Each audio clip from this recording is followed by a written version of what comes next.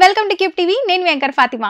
Mega versus Allu family మధ్య గత కొన్ని రోజులుగా వార్ నడుస్తున్న సంగతి తెలిసిందే. మెగా ఫ్యామిలీతో అల్లు అర్జున్ ఫ్యామిలీ అంటి ముట్టనట్టుగానే వ్యవహరిస్తోంది. ఇందుకు కారణం అల్లు అర్జున్ కు రామ్ చరణ్ కు మధ్య పోటీతత్వం పెరుగుతుండటమే అనే వాదన ఉంది. ఇక నిత్యం సోషల్ మీడియాలో బన్నీ ఫ్యాన్స్ తో మెగా ఫ్యాన్స్ ఎప్పటికప్పుడు సోషల్ మీడియాలో వార్ నడిపిస్తూనే ఉన్నారని చెప్పుకోవాలి. ఈ క్రమంలోనే మొన్న జరిగిన ఏపీ ఎన్నికల్లో ఇది కాస్త పీక్స్ కు వెళ్లిపోయింది.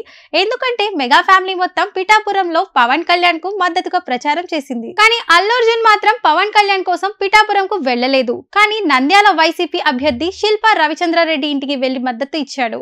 దీంతో మెగా ఫ్యాన్స్ పవన్ కళ్యాణ్ తో పాటు జన సైనికులు భగ్గుమన్నారు. బన్నీ వెన్నుపోటు పొడిచాడంటూ తీవ్ర ఆగ్రహం వ్యక్తం చేశారు. సోషల్ మీడియాలో బన్నీ మీద దారుణంగా ట్రోల్స్ కూడా చేశారు. కానీ బన్నీ వాటిని పెద్దగా పట్టించుకోలేదు. ఇక రామ్ చరణ్ పిఠాపురం వెళ్లి పవర్ స్టార్ కోసం ప్రచారం చేసిన వీడియోను బన్నీ నంద్యాల వెళ్లిన వీడియోతో పోలుస్తూ సోషల్ మీడియాలో ఏకేపారేశారు. ఇక ఏపీలో టీడీపీ కూటమి భారీ విజయం సాధించింది. పవన్ కళ్యాణ్ పిఠాపురంలో భారీ మెజార్టీతో విజయం సాధించాడు. కానీ అల్లు అర్జున్ సపోర్ట్ చేసిన శిల్పా రవిచంద్రారెడ్డి మాత్రం ఓడిపోయాడు. దాంతో బన్నీకి ఇంకా దారుణంగా విమర్శించారు జన సైనికులు. ఇదిలా ఉండగా బుధవారం నాడు ఏపీ సీఎంగా చంద్రబాబు, డిప్యూటీ సీఎంగా పవన్ కళ్యాణ్ ప్రమాణ స్వీకారం చేశారు. ఈ వేడుకకు మెగా ఫ్యామిలీ మొత్తం కదిలి వెళ్ళింది. కానీ అల్లు ఫ్యామిలీ మాత్రం రాలేదు.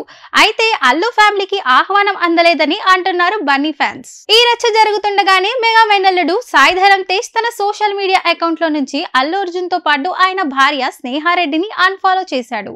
ఈ విషయం ఇప్పుడు సంచలనం రేపుతుంది.